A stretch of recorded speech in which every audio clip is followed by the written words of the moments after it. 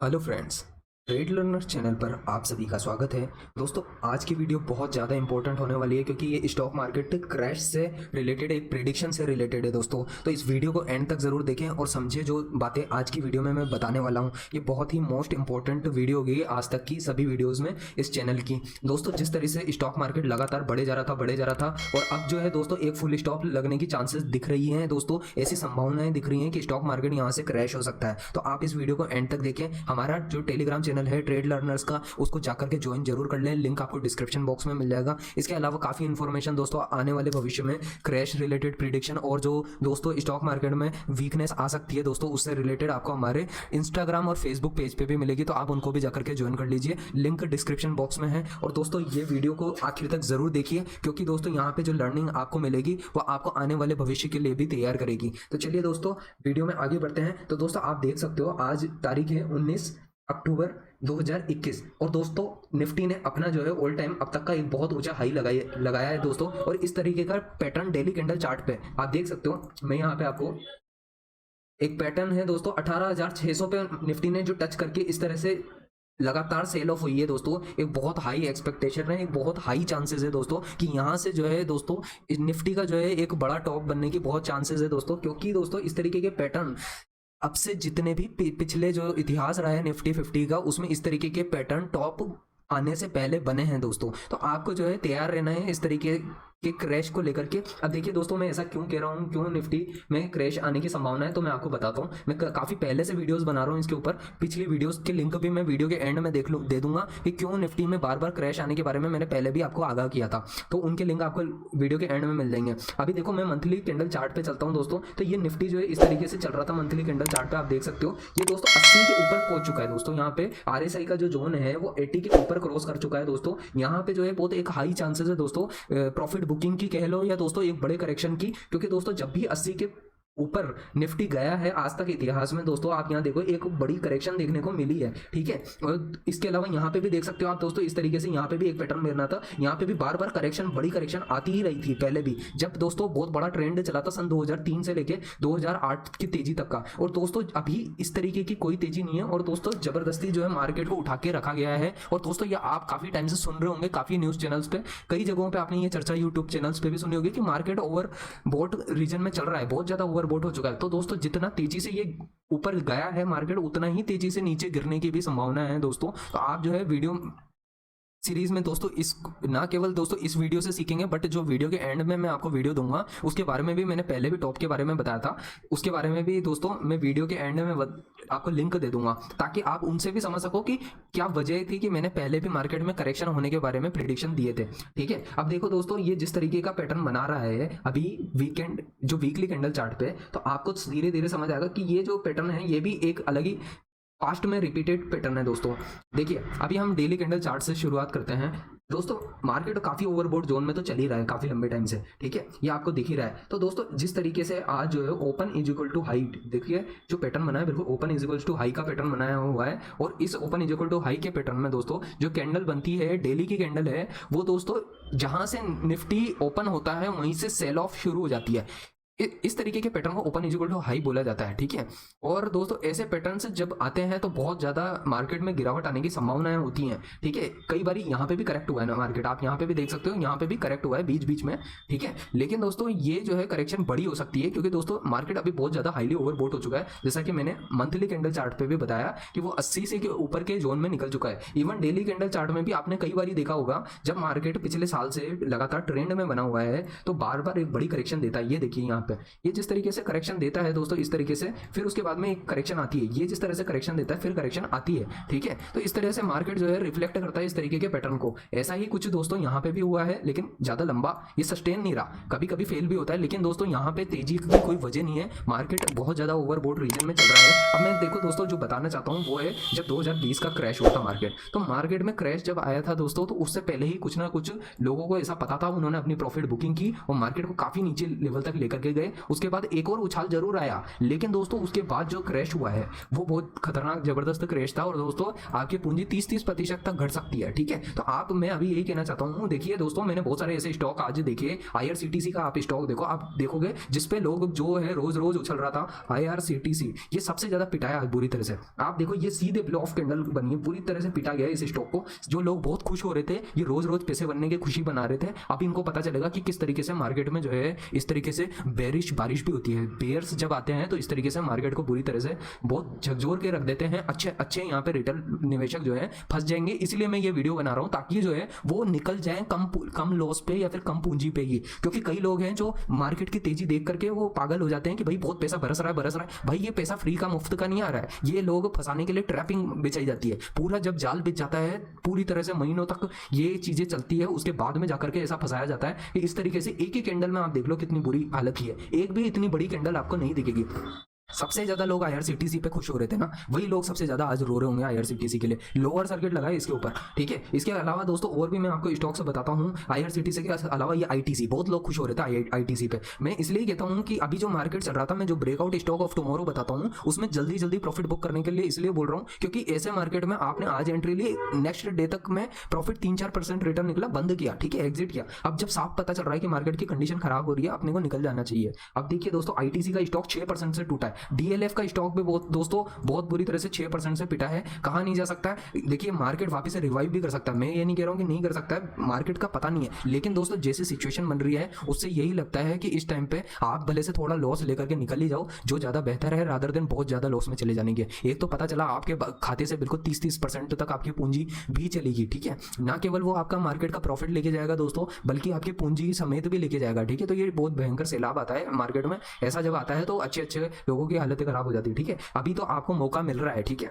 But बाद में आपको मौका भी नहीं मिलेगा, ऐसी संभावनाएं हो सकती है। तो आप जो है ये बात का ध्यान रखें, मार्केट अब तेजी दिखाए चाहे लॉस में जाए, लेकिन दोस्तों अब जो है मार्केट डेंजरस जोन में चल रहा है, आप जो है अपनी नई पूंजी ला करके तो ना निवेश करें। और अगर हो सकता है तो दोस्तों मैंने अपनी पहले भी वीडियोस में बताया कि ऐसी सिचुएशन में क्या करना चाहिए कि हमको जो है हेजिंग करनी चाहिए, उसके बारे में मैं वीडियो के थोड़ा एंड में बताऊंगा। अभी मैं और भी स्टॉक्स के बारे में बताना चाहता हूँ किस तरीके की सिचुएशन है। सारे स्टॉक से 4-5% से करेक्ट हुए हैं। IB रियल एस्टेट, बहुत लोग कह रहे थे कि भाई ये बहुत तेजी होगी दोस्तों, जब ये जिस टाइम जो है दोस्तों ये लॉन्ग टर्म जो ट्रेंड है दोस्तों जो बनने थे दोस्तों बन लिए हैं, ठीक है। अगर दोस्तों तेजी बननी होगी, मुझे भी लग रहा था कि भाई ये जो DLF है और ये जो कंपनियां हैं रियल एस्टेट की है, ये अभी तक परफॉर्म नहीं किया इन्होंने, ये बहुत ज़्यादा अंडर वैल्यूड है, ठीक है। लेकिन दोस्तों ये जो ट्रेंड रहा है इस बारी का, जो इस बारी की तेजी है ये स्टॉक मार्केट में, वो IT सेक्टर की ज़्यादा रही है। आपने देखा होगा IT सेक्टर के स्टॉक्स 10-10, 15-15 गुने हो गए हैं, ठीक है। लेकिन दोस्तों ये जो है दोस्तों ITC नहीं चला है, ठीक है। लेकिन ऐसा जरूरी नहीं होता है दोस्तों कि हमेशा सारे स्टॉक्स चले,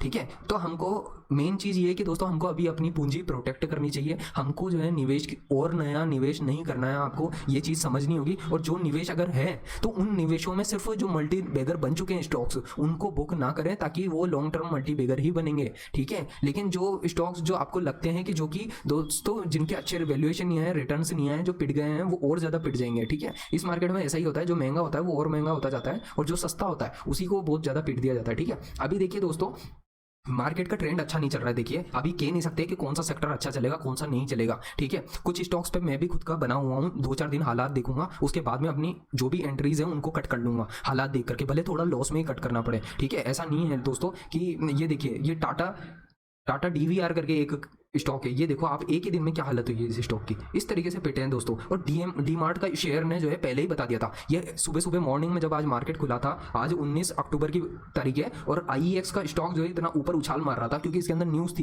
क्योंकि इसमें शेयर्स का स्प्लिट होने वाला है या फिर इसमें कुछ बोनस शेयर मिलने वाले हैं या डिविडेंड कुछ अनाउंसमेंट थी, ठीक है। अभी मुझे ध्यान नहीं आ रहा, बट दोस्तों ये भी बुरी तरह से ओपन तो बहुत हाई तक गया, हाई तक इतना जाने के बाद लगातार जो गिरावट आई है वो यहाँ तक आई है। अब दोस्तों जो ऐसे मल्टीबैगर स्टॉक है और अगर आपने बाई किए थे यहाँ कहीं पे 100-200 रुपए में, तो दोस्तों बेचने की जरूरत नहीं है ऐसे स्टॉक को, तब आप रखिए। लेकिन कोई बेचारा यहाँ पे ही फंस गया हो 800-900 के बीच में, तो भाई आप निकल ही जाओ, नहीं तो बहुत नुकसान में चले जा सकते हो, ठीक है। तो ये आपको अपनी अंडरस्टैंडिंग के हिसाब से समझना होगा। और देखिए IRCTC का 7% से नीचे आ गया है, और जो टॉप बना आज वो 5-6%, 7% ऊपर भी भागा था। तो इस तरीके की सिचुएशन जो है जब टॉप्स बनते हैं मार्केट के, तब ऐसे हालात होते हैं दोस्तों, ठीक है। अब देखिए मैं आपको बताना चाह रहा हूँ कि ये निफ्टी 50 का जो चार्ट है, अब आप ध्यान से देखिएगा इसको। आज जो जिस तरीके की कैंडल बनी है वो कैंडल बनी है दोस्तों बिल्कुल open is equal to high की। निफ्टी की कैंडल इतनी सी बनी है और जो स्टॉक्स है उनमें सेल ऑफ जबरदस्त होने लगी है। आज का ही मैं आपको दिन बताता हूँ और हिंदुस्तान यूनिलीवर का चार्ट दिखाता हूँ। देखिए 4% से टूटा ही ये स्टॉक, कितना खतरनाक तरीके से ब्रेक हुआ है। जितनी मेहनत लगती है दोस्तों एक एक कैंडल जोड़ करके पैसा बनाने में,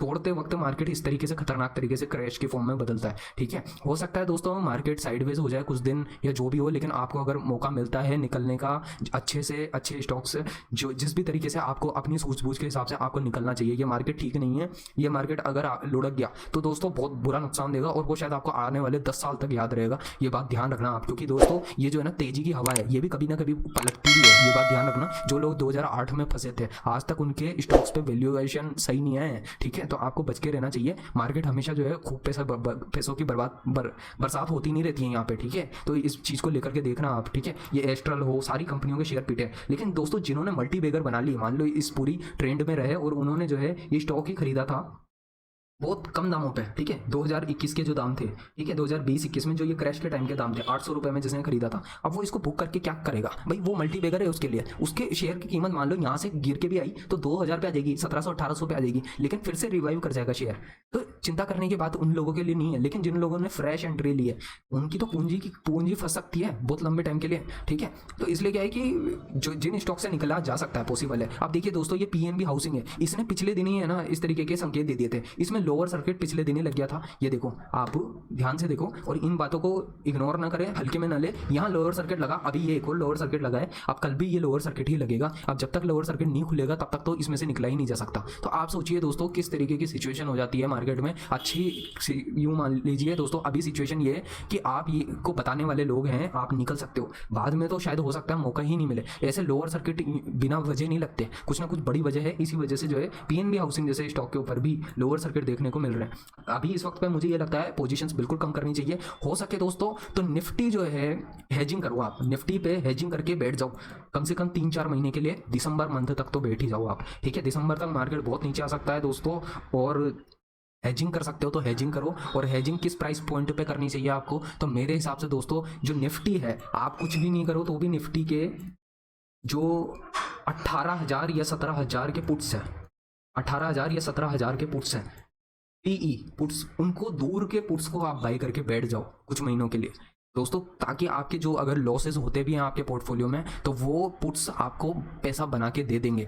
ठीक है, निफ्टी नहीं तो किसी और स्टॉक के भी ले सकते हो आप पुट्स, लेकिन मैं स्पेशली कहूँगा निफ्टी एज एन इंडेक्स है इंडियन स्टॉक मार्केट का, कोई स्टॉक हो सकता है ऊपर नीचे हो, लेकिन निफ्टी जो है, निफ्टी के जो पुट्स हैं दोस्तों, ये 17,000-18,000 के पुट्स, इनकी वैल्यू बहुत तेजी से बढ़ेगी। अब आप आज के पुट्स की वैल्यू देखो, 18,000 के पुट्स हैं, अक्टूबर मंथ के हैं ये, मैं आपको कह रहा हूँ दिसंबर मंथ के आपको खरीदने चाहिए या तो पुट्स, या फिर आपको इसके आगे के मंथ की एक्सपायरीज के पुट्स को खरीदना चाहिए। जो निफ्टी के पुट्स हैं हो सके तो आप दिसंबर के ही 18,000 या 17,000 के पुट्स को खरीदें और कुछ के चक्कर में ना पड़े। और दोस्तों देखो आज के दिन ही जो है अक्टूबर 18,000 पुट जो है निफ्टी का 23% से बढ़ा है। ये 23% से, आप सोचो 23% से बढ़ा। स्टॉक्स के दाम ऐसे बढ़ते हैं क्या?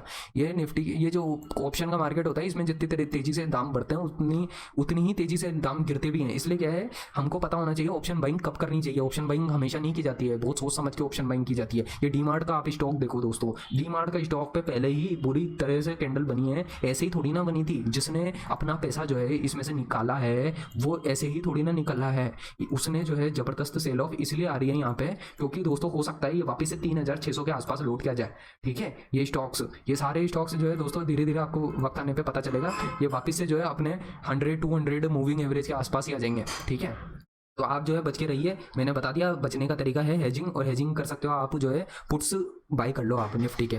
ऐसा इसलिए होता है निफ्टी के पुट्स बाई करने का दोस्तों तरीका, क्योंकि दोस्तों जिस तरह से इंश्योरेंस हम अपने लाइफ इंश्योरेंस कराते हैं अपनी लाइफ की सेविंग के लिए, या फिर हम हेल्थ इंश्योरेंस कराते हैं, उसी तरह से स्टॉक मार्केट के इंश्योरेंस है निफ्टी, बैंक निफ्टी, इनके पुट्स। बैंक निफ्टी ज़्यादा बड़ा नहीं है इसलिए ज़्यादा टूटने की संभावना नहीं दिखती है, कम टूटेगा, लेकिन जो निफ्टी टूटेगा, निफ्टी ज़्यादा उछल रहा था तो सबसे ज़्यादा ही वही पिटेगा। ये बात ध्यान रखना दोस्तों, ऐसा ही होता है स्टॉक मार्केट में। ये दोस्तों इस तरीके के सिग्नल्स जो है पहले भी आए थे दोस्तों, मैंने बताए भी थे, तब निकल जाने का टाइम होता है थोड़े वक्त के लिए। और दोस्तों बात यह है कि अगर मान लो मार्केट क्रैश भी नहीं हुआ और मार्केट में सिर्फ बेसिक करेक्शन भी होती है तो भी दोस्तों आपकी पूंजी सेव रही है आपके पास। अगर आपके पास पूंजी होगी दोस्तों तो आप वापस से भविष्य में फिर से री इन्वेस्ट कर सकते हो। आप इस बात को समझें, ये तेजी कभी कोई सदाबहार नहीं होती है। इस मार्केट में जो जो ये मंदिरे होते हैं दोस्तों, जब आते हैं तो ये भी बहुत जबरदस्त सेल ऑफ लेकर के आते हैं। और अगर ये मंदी जो है ऐसे माहौल में आ रही है जो 2008 जैसा माहौल है दोस्तों, आप ये देखो